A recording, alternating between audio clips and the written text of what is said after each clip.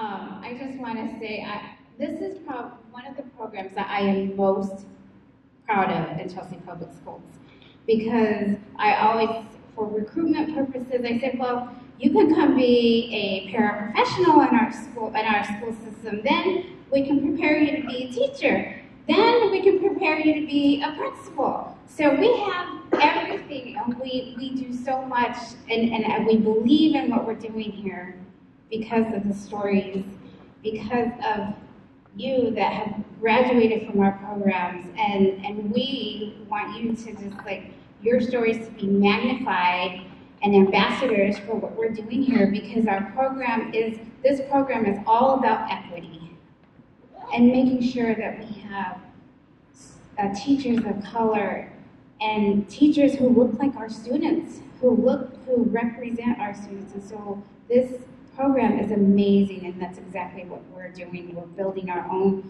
from Chelsea. And so we know that the more we build, the more we're going to diversify our teacher workforce, and the more we're going to retain people to stay in Chelsea Public Schools for our children. And then at the end of the day, our children are going to get the best education.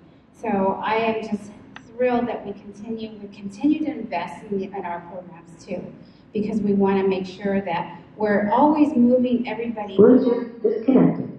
Bluetooth pairing.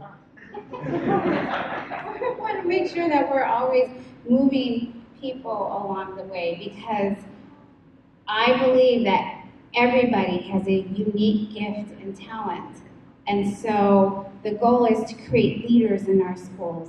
As a para, as a teacher, as a principal, we want to create leaders in the continuum, because everybody I believe, has a unique gift and talent. And so that's how I think. I always think about an organization, like when I was a principal, who am I raising up to take my place when I leave? Because I'm not going to be here forever. And how do we sustain good work in our schools? That's through raising up people like you, and you guys are the future of Chelsea Public Schools. To keep the good work going, we have to raise up leaders.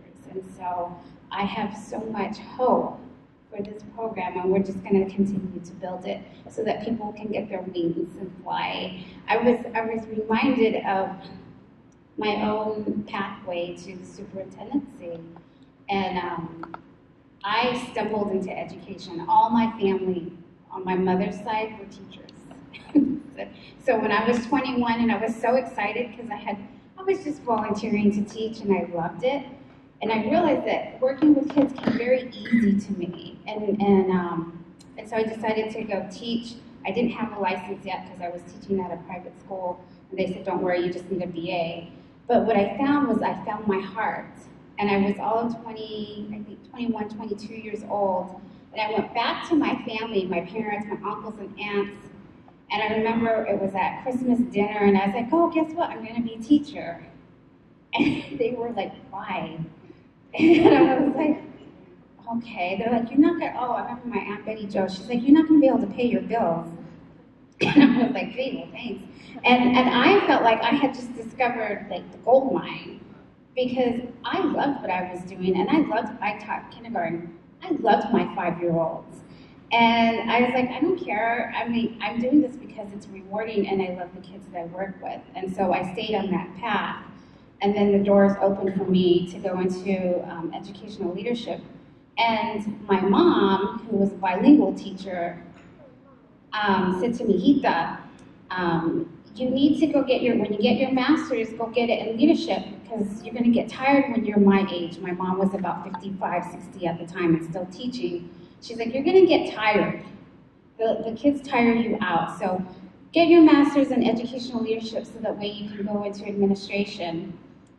Because the kids just really, she was exhausted. She was ready to retire. So I took her advice at the young age of 30, and I got into educational administration.